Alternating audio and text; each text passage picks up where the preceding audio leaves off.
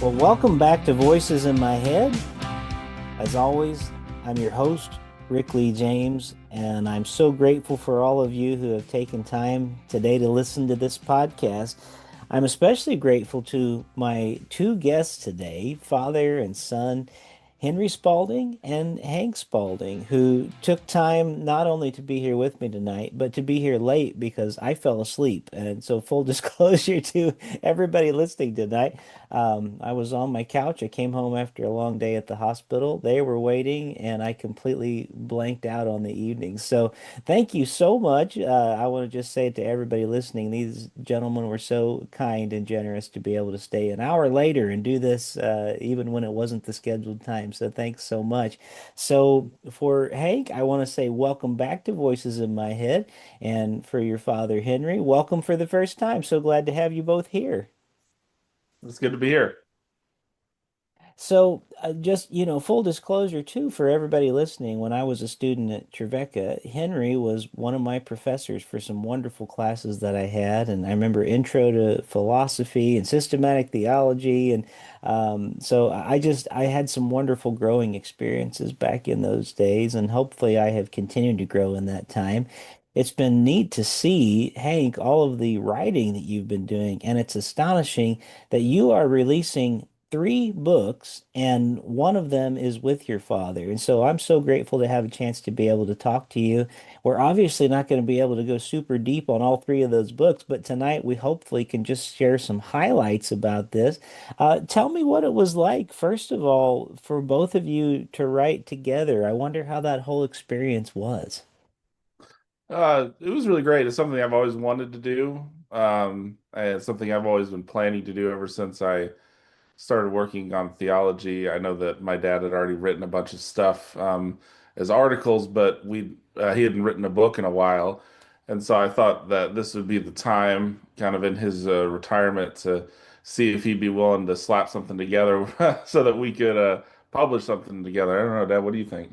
Well, yeah, it's certainly a privilege to see that my son has grown up and surpassed me in knowledge and writing depth and that kind of thing. So I celebrate all that he has been a part of. And in fact, when I saw the email that came from the editors, I thought they'd sent it to me by mistake. And I went ahead and thought I hadn't done it yet. I was going to send it on over to Hank. I hadn't read it that carefully. And it turned he'd done this all of his own. I didn't know that we were committing to it.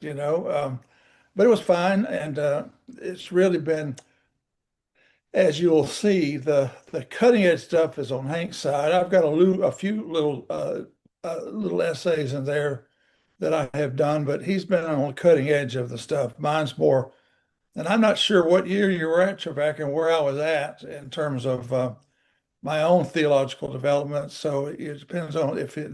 My memory is you were early on, not late in that time, but. Yeah, I came there in let's see, I started in 1995, so that would have The been when same I year I came. started. Yeah, so we came the same year. I didn't even realize that. How about that? Well, I remember I was so new to the whole theology thing. All I knew was the Camp Garner Creek where I lived, that was not far, maybe an hour away from Trevecca. Don't even know how I wound up at Trevecca, other than I felt like God was calling me to something that was much bigger than I ever knew. Never knew years later that I would not only be doing a career in music, but then followed by a healthcare chaplaincy, which has just been the most amazing ministry I've ever been a part of. So, well, thank you both. I feel like both of you have invested in my life in a lot of ways, behind the scenes, probably in ways you didn't even realize. But Hank, especially reading from your books, and learning from you, and I learned so much in the classroom. So, thanks again for this unique opportunity to be able to share with some of the amazing work that you're doing together. I love this. So, well, why don't we start with the book that you wrote together? I think that would be an appropriate place to start. Tell us just quickly, give our listeners the elevator pitch about this book. Mhm. Well, a lot of the essays in this book are ones that were previously a part of the Wesleyan Theological Journal. Many of them are new, but some of them were there. And by But the the way, I'm sorry to interrupt. I just want to say the title, and you correct me if I'm wrong, because I've got all my notes in front of me, but not the books themselves. It's Rhythm of Grace, correct? yes, Okay, very good. and the title of the book actually comes from a sermon that my dad preached at Nashville First Church in the early 2000s. I always jokingly told him at that time, this is when I was in high school, that if he ever wrote a book, he should call it that. Hmm. This was my opportunity to realize that on my own because I told the publishers that they should call it that, and they liked it too. And so that's where the title comes from. And that sermon is actually republished in the book itself. So if you're interested in that, that's the a great place to start. But the elevator pitch I usually give people is that this is a book that's meant to reclaim Wesleyan holiness theology from a fundamentalist lens of how it is oftentimes in our present context depicted and deployed in various contexts, not just the church or the academy, but everywhere. It's giving it again the broader vision that was initially meant for it when it was first incepted. Do you have any more for that? Well, I think that you being a musician understand what the function of rhythm is in a song Yeah. and music. So I was really drawing an analogy to that and holiness. I remember that what his best friend at Duke and his wife came by Mount Vernon when I was there, and Hank was there, and she's was at that point. I think he's there Wesleyan now, but Hmm. before that, she was closer to a Mennonite or a person, in that stripe. And she looked at me. She says, I can still remember the tone in her voice. She says, "What? How do you get this holiness?" That's how she would say it. And it was kind of comical, but it was a question worth pushing because she was kind of ontologizing the concept of holiness as opposed to us, to people and life, and she wanted to understand exactly how you can deposit this in. Now, you being a Trevecca graduate, you would know that that's been long left behind in that camp, and Mm. so I felt like that it was a good experience. Sitting there with two Dukies, and she was a delightful person to talk to, but we talked a little bit about that, and then we moved on. There's a difference between a discussion at Buffalo Wild Wings and one in the classroom. I let her off a little bit on some of the ways she was characterizing that, Mm. more than I would have if she was taking systematic theology. And I feel like that rhythm caught the essence of what I think holiness is. Mm.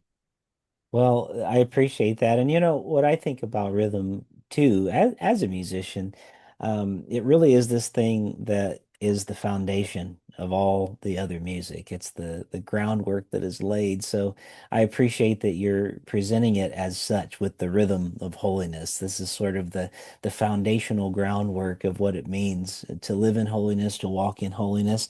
So what was the process like for both of you? I assume you didn't sit in a room together and just start writing. I've often wondered about people's process whenever they're writing a book together. With some of them being essays and things, did you have some ideas and kind of pitch them towards each other? And what were some things that you found most intriguing to write about in this process that you both kind of mutually played off of each other, if we're going to use that musician sort of metaphor. Mhm. Well, do you want to start with this one, Dan? Well, I think we wrote independently. In fact, weren't in the same room ever, except we talked about how it was conceived, and then we, at the end of it, read each other's work and made suggestions, and we moved that way. Yeah. I mean, one of the things that was fascinating about the book is realizing that even though we were writing kind of decades apart, there were a lot of themes that intersected kind of the work. Is if you look at just even the table of contents, the middle portion of the book is all about holiness, theology, and ethics, and we both wrote a great deal on that. But towards the end of the book is where more of the kind of polemical stuff has a lot of the newer stuff that's unpublished. We realized that both of us had an invested interest in talking about the current state of holiness theology and how we were envisioning kind of a broader perspective beyond what we oftentimes see there. And so the cool thing about having so much in common in terms of our writing was that we could easily organize the book then according to sections based on our interest, with the first section actually being an essay that my dad and I early on when I was at I think a first year in seminary, and my dad no actually no this is back when I was at Tribeca and dad was at NTS. We were asked by Didache, one of the online magazines for higher education in the Holiness Church, to write kind of an essay called Generations, where we would talk about our different perspectives on theology. And this would have been around 2008, 2009, I want to say. And so that's in the book. And then we end the book with something that we did together, which was a keynote address at a conference that was held in Mount Vernon in 2000 and I want to say 12 or 11, where we talked about ecclesiology. And so we started off with an essay that we wrote together, and we ended with an essay that we wrote together, and then filled up the middle with the stuff that kind of just bounced off of one another, which is kind of a cool thing to see. I think one of the interesting things about the first essay from the second essay was the first one. I edited it. I took the notes of it and I edited the article. And the second one, she edited it or he edited it. It's not that shows the difference in the terms of where you kind of, and I've always felt like this, one generation brings the tradition to the next generation. So Mhm. uh, I was um, I was already the president. No, I might have been the provost at that point. I don't know what it was. Every step I took was further away from teaching theology, Mhm. but holiness is about living theology, so I thought that would work as well. But I felt like that there's has been in the Church of Nazarene, probably all churches, unwillingness to let go because of the fear of the previous generation that the new generation is going to corrupt the doctrine or Mhm. make it less holy or whatever. And so I've never had that fear. That doesn't mean that everything that people in the next generation say is right, but if you trust your teaching and you've been a part of the teaching that generation, you ought to be able to have that. So did my son. We've had a close relationship all of our life. Mm. Well, that's wonderful. And I wanted to ask both of you, since we're speaking on the topic of holiness, and since all of us have been in academic circles, and both of you live there much more than I do in academia.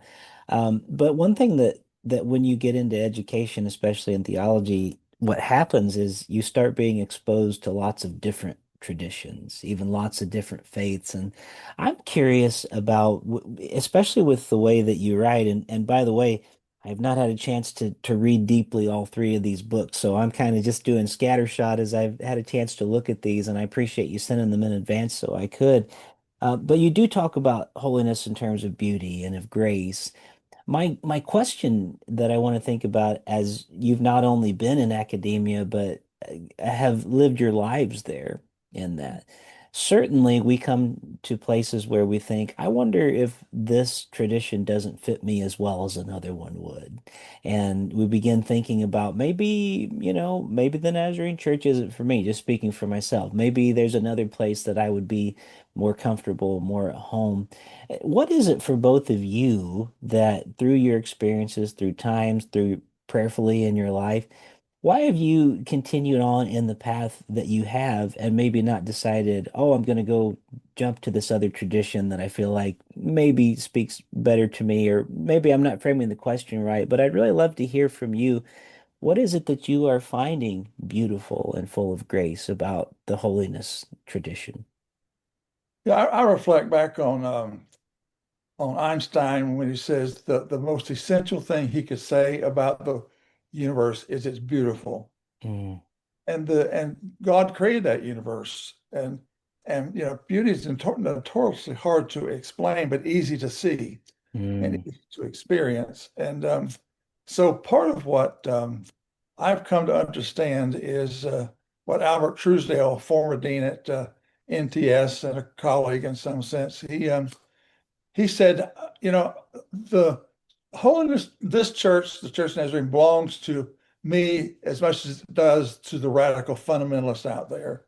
Mm, And so you're not going to run me out. It turns out they can do that, and they've been doing a little bit of that lately. But the fact is that as we look at beauty, beauty is a very apt way of expressing holiness and a good way to define theology. Uh, Robert Barron is an example of a person. He's a Catholic bishop, but he has his own podcast that's called Word on Fire, mhm, and he does talk about beauty. John Milbank, a guy that I got into well after you were gone from Tribeca, talks about beauty. Uh, the David Bentley Hart has a book about beauty.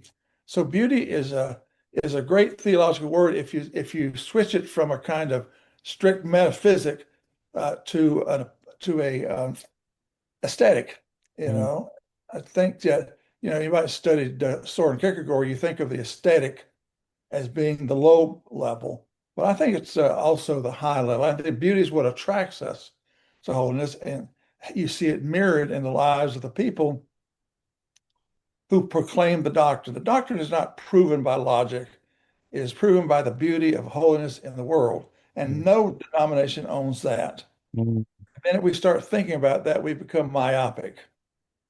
Mm. I've tried to avoid that in all of my life. My mm, mother told me before I went to Tribeca, she'd had a bad experience at Tribeca, didn't really want me to go, but she says, do not lose the simple faith when you go there. mm, Start thinking you're better than everybody else. mm, I never had that trouble, but the truth is that we are caught in an intellectual loop. If we turn the faith into purely intellectual ism, uh, a Kantianism, so to speak, and mhm, I believe that Kant's a very important philosopher in the West, but I don't think that Kant. I think on tiptoes he sees what that is, and I think that people who are not intellectually prone can still grasp what beauty is. mm. Mm. I think that's a good explanation. Thank you. Hank, what about you? Yeah, I was about to say, it's like I think he stole my answer in there in the process of that. My interest in beauty and the essay that I wrote on that topic in the book was to try and think about holiness beyond a lens of just moralisms that we kind of put out there. You're unholy if you do this or do that, or if you're associated with this or associated with that. There's something about holiness that, as my father just said, that's attractive to it. And I think that's one of the things that is true of the early church when we look at it. The reason why they grew is because the lifestyle that they embodied in the world that they were in was attractive to others, that they would come Mm, to it because they believed there was something good there, because there was something beautiful there. And in some sense, I think that holiness is about developing the right taste, sense of taste, in terms of being able to um, continue to live in that way that is attractive to the world around us. Because, in some sense, there's a lot of bad press around the church, just in general, not one particular denomination there, but all of them. And so, to find a Christian community that is attractive these days is so, so essential. And to live that way, I think is so essential, to where when people look at the church, they say, there's some good news there that I want to hear about. mm. So that sense of holiness as beauty, I think, is the way that our church can engender that good news as a public facing reality that invites others in.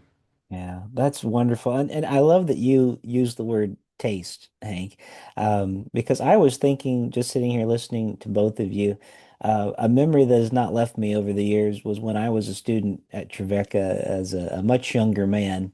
And I remember receiving communion in chapel. And I remember Henry being one who was helping to serve that day. And I remember taking my wafer up and we did intinction and dipping it in.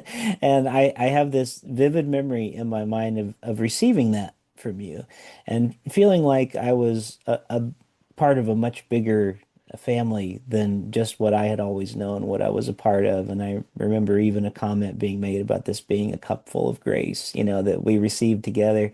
So I like that you chose the word taste, because in my mind that was one of the senses that was jogged. I feel like in many ways we are a family. The family of God. We're a family church. We're a family denomination in so many ways. And so there is a lot of beauty to that. There's a lot of grace. Family has to have grace for each other, and even Mhm. even just in our homes, And so when we're in this, what I think of as somewhat an unfortunate time in parts of the Church of the Nazarene, where there seems to be a lot of witch hunts and people trying to drive people out of different areas. I think there still is grace that needs to be offered to even those that would try to divide at times, and welcome them back into the family. So thank you for writing this book together. That's part of the rhythm of grace that I think we're talking about and that you're writing about in this book. So, well, for the sake of time, and thank you for answering those questions, I want to get to the other two books as well. I mean, it's always riches whenever I have one book to talk about, but to have three and to try to fit all those into a podcast, I want to make sure we give equal time for that. And maybe Henry, if you have any comments about these other two books, even though you weren't part of the writing of them, I know that you're awfully proud, and I'm sure you have comments about them on the way. So I think what book I'd like to talk about next is, Hank, if you could give our listeners an idea of what the book Between Two Gileads is all about, I'd love to also let them know about that. And then we'll close out our time about the third book that is about the gospel of the incarcerated Christ. But let's start with the Two Gileads and just tell us again, give us the pitch, what this book is about, and what you think is important that listeners would need to know.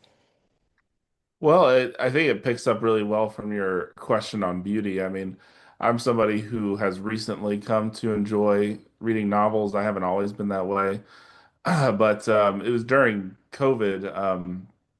I was doing a lot more of that, and I had been also watching a lot of streaming, as many of us were, and I was streaming the show, The Handmaid's Tale, Mm, while also reading a novel by a woman named Marilyn Robinson, which is entitled Gilead. And I noticed that in the show, The Handmaid's Tale, there was a reference to the fact that the state they were living in was called Gilead. And I mm, thought it was an interesting coincidence because both of these places are very deeply informed by the Bible. You can tell in a literary fashion. One of which is this small town in Iowa called Gilead, and these, churches that seem to be larger than life in that community. And then you've obviously got the Republic of Gilead, where you have this very kind of like puritanical fundamentalist regime that's taken over kind of a post-apocalyptic United States. And so I thought about that, the different representations of the Bible that are played there, and it led me to read actually the Handmaid's Tale for the first time mm, as a result of that. And one of the things I really enjoyed about those books is that they both really wrestle with Scripture, which I thought was fascinating. If you read through, especially the now four books that are a part of the Gilead series, and if you read through not only The Handmaid's Tale, but the new book by Margaret Atwood called The Testaments, which is now itself actually streaming a streaming series on Hulu. So mm, it's also becoming a televised action. They both grapple with the Bible, and one of my favorite pieces. There's these two parts of um, the Handmaid's Tale that really grapples with me, or that I really just took me was in the Handmaid's Tale. There's a part where the main character Offred, who's also the main character in the TV show, mm, rewrites basically the Lord's Prayer as a kind of act of rebellion against Gilead. And in some sense, it paid more homage to the scriptural narrative from which Jesus is preaching than just those who would merely recite the words that of the Lord's Prayer. They would, obviously do that in a variety of fashions there in Gilead. They would quote the Bible all the time, but never quite get what the scriptures were about. And the same thing is true if you go to the Testaments. There's this moment, and not to get too much into the story or spoil too much, there are these two characters, these two young women who are learning how to read. And in Gilead, women aren't able to read. They're not supposed to learn how to read unless they become what's called an aunt. And that an aunt is basically in charge of like training younger women in Gilead. Mm. And so a part of becoming an aunt, you actually get to learn how to read. And the first book you get to learn how to read is the Bible. And so they give them a Bible to learn to read. And one of these older aunt trainees looks at the younger one and says, "Listen, the Bible isn't what they say it is. You can either believe in God or you can believe in Gilead." Um, and that really stuck with me. This is far beyond an elevator pitch, I'm realizing. Yeah, that's all Uh, right. I just wanted to explain the metaphor there. But when you go to the Gilead by Marilyn Robinson book, that one is very much a different kind of active scripture. Scripture there is not meant to control, but it's very much an invitation. Mm. Uh, One of the main characters, Lila, she has her own novel from her perspective. I love the books because they're all the same story told from a different perspective, a Hmm. different character. And so in reading those novels, you get a good sense of like the whole story that's going on. But one of my favorite commentators on these books says you get a perspective on what it's like for God to experience our reality because God can see it from everybody's perspective simultaneously. Wow. And so there in that story, Lila is reading she's reading through Genesis. And in Genesis, she finds this like really detailed story about loving one's neighbor and how important that is. And she actually then is forced to live it out. And so for her, the scriptures are less about this story of trying to gain control, but how do I open up myself in compassion to others? So that was the reason for the two Gileads was looking at the difference between this life of living in radical hospitality to others versus this life of control, which both use scripture. And so the title of the book is meant to kind of dictate the fact that we're stuck between these two Gileads. We Mm. can either read it towards this coercive kind of control, or we can read it towards this radical hospitality. And specifically, the text that I wanted to zero in on this book was Romans 13. My first book was about Paul, and so it seemed only right that I would go back there at some point. And so this text, this book, is meant to kind of what does it look like to live as that other Gilead, that second Gilead, and what does it mean to understand that book or that passage of scripture, Romans 13, 1 through 7, in light of that second Gilead? And how do we get there? What does it look like to get there, and all those kind of things. And so the elevator pitch is basically there are two ways of reading scripture. There are obviously more than that, but the way towards domination or the way towards death, the way towards life, if we want to go in a deuteromistic sense, Hmm. choose life. And Yeah. that's the goal of this book is to try and say, like, what would it look like for the church to choose life in this day and age and not fall over to the side of the Republic of Gilead? Well, and I think that ties into what we were just talking about with the book that both of you wrote together too. With there are some people that feel like they are the holiness gatekeepers, Mhm. and they're not willing to allow any different interpretation or any different generosity and understanding. And so I think that actually complements the way our conversation has gone tonight. And I'm looking forward to diving more deeply into the two Gileads. I think that's a fascinating way to read. And I only recently just picked up the Handmaid's Tale book too. I haven't seen the series and I've been wanting to read it for a while. So I'm looking forward to hopefully being able to read those kind of in conjunction with each other for sure. So, well, Henry, as Hank was talking, and I assume maybe you have already read this book about the two Gileads. I just wonder if you had any comment along the way that you have found helpful or inspiring about reading that work. Well, there's always been, at least the entirety of my education, because H. Ray Dunning was the theology professor when I went there, and he was fixated on the fundamentalism issue and why that's not holiness. Mm. I didn't know then that Paul Bassett, a very celebrated, now deceased, unfortunately, church historian who was at NTS, wrote a book on not he didn't approach it the exact same way as H. Ray did, but the fact is that it's awful easy to get caught up in the geometry of holiness and fundamentalism until you read it in print. It's in some ways incarnational to see here's what a fundamentalism looks like, how it twists holiness Mm. into a state, and then what it looks like to see Gilead were the small graces. I remember I went to a conference, as did Hank, at Wheaton on Marilyn Robinson, and I was struck first of all by how much she looked like my paternal grandmother. Oh, Uh, she was just exactly a spitting image of her. Much different person with a PhD in Shakespeare. So she's certainly an intelligent, well-read person. But and I didn't meet her personally. I just heard her talk, and hmm she is a person who exudes grace and insight. She stood mm. next to Rowan Williams for an hour and a half and stood as tall as he did in some you know, and I've really appreciated over the years Rowan Williams. So and to see that put on screen. Now Mhm. it's not on screen. Yeah, I'm talking about to paint a picture of it, to embody that, and show people the difference between graciousness and gracelessness. Yeah. It was very powerful for me. Wonderful. Well, thank you for sharing that, and I'm glad for that story as well. That gives me even more meaning as I start to read her books myself, because I've never had the privilege of reading that so far. So, well, you know what? We're just about out of our time that I had allotted, and again, I've taken up so much of both of your time tonight. But I really want to talk about this third book. I'm saving maybe at least one of my favorite topics for last. I'd love for you to be able to share with us, Hank, about your third book called The Gospel of the Incarcerated Christ. And just tell us what that is about. I think a lot of people will be able to figure out some of what it is just from the title alone. But please take us a little bit deeper. Tell us your passion about this project. It came from one of my first experiences teaching right out of my PhD was teaching for a university that offered courses for students who are currently incarcerated. And now both my father and I teach for that program.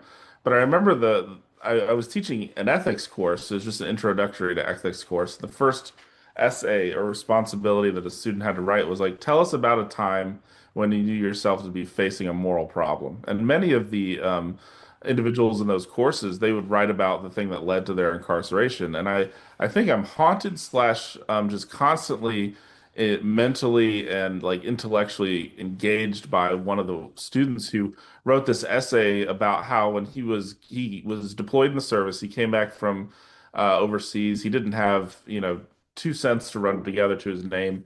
And he and his girlfriend at the time were, living in this apartment. They were really struggling to pay rent.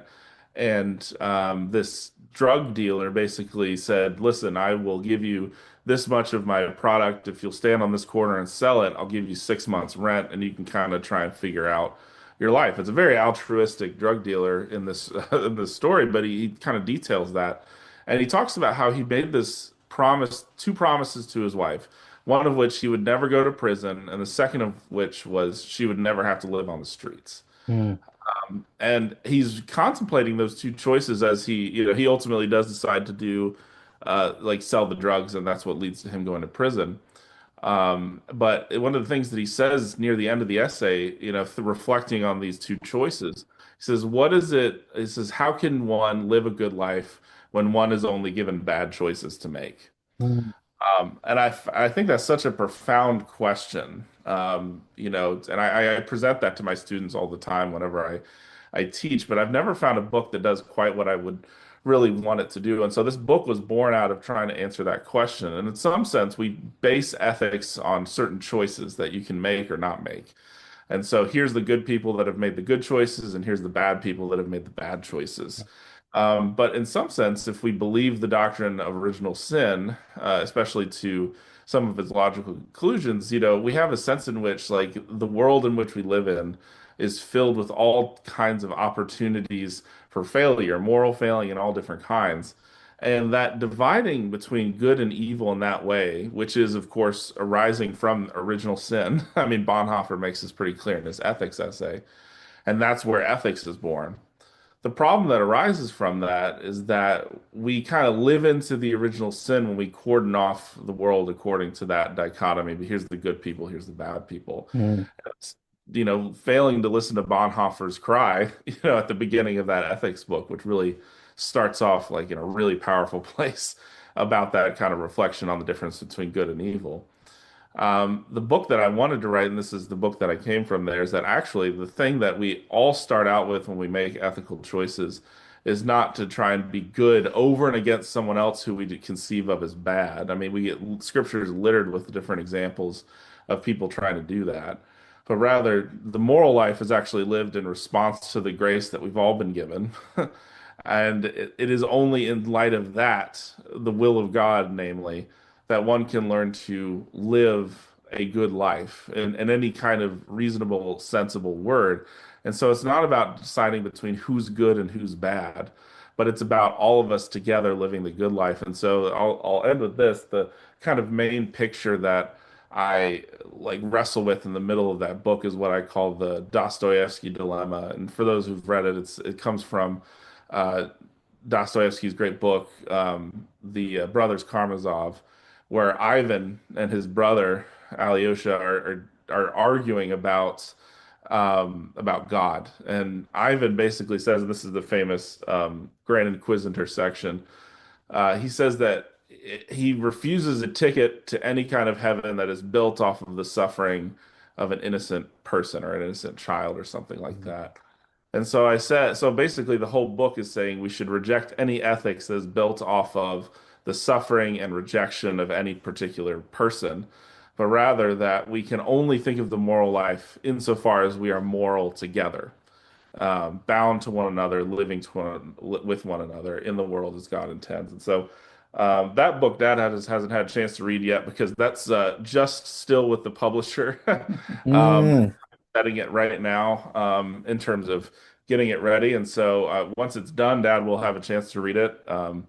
But it's yeah, that's kind of it's what I wanted to have as a book to start off all of my Christian ethics classes is the reflection on this. And so I did it kind of selfishly too, but also built out of the really cool conversations I've gotten to have with the students who are incarcerated within the institution that we both teach at.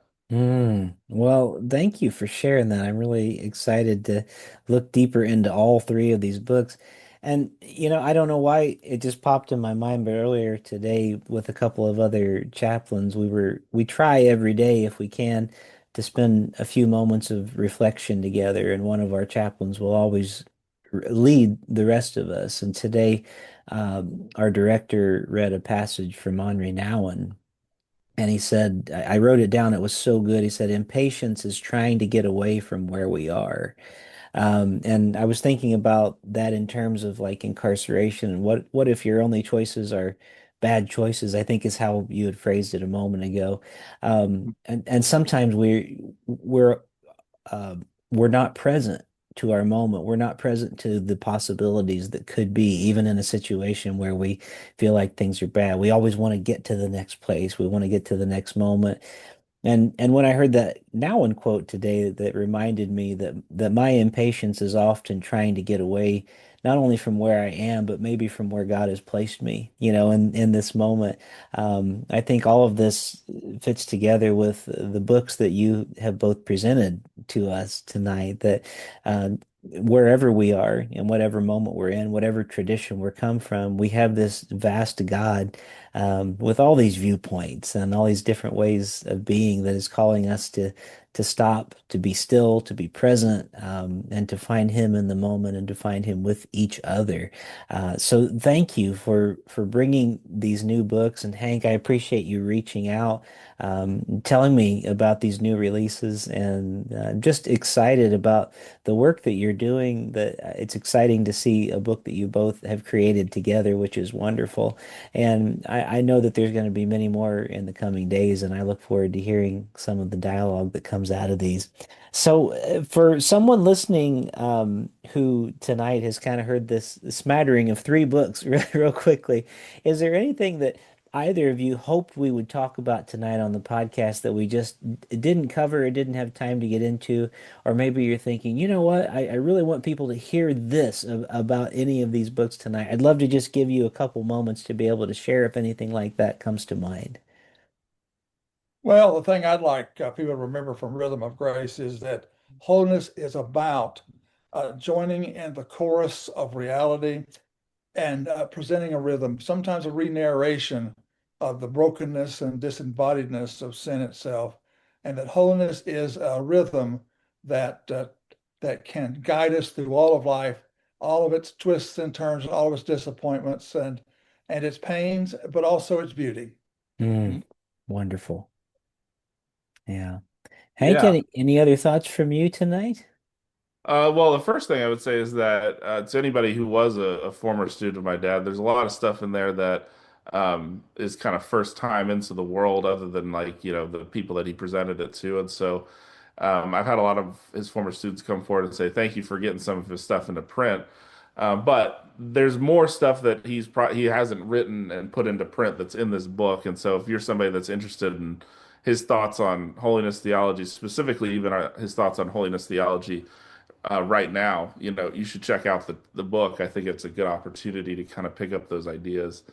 But in terms of, what was something I wish we talked about, I think when I go back to the Gilead book, which is I think a favorite book of mine at this point in terms of what I've written, it just seems like we can't get past this kind of cultural divisiveness around politics and theology in the church.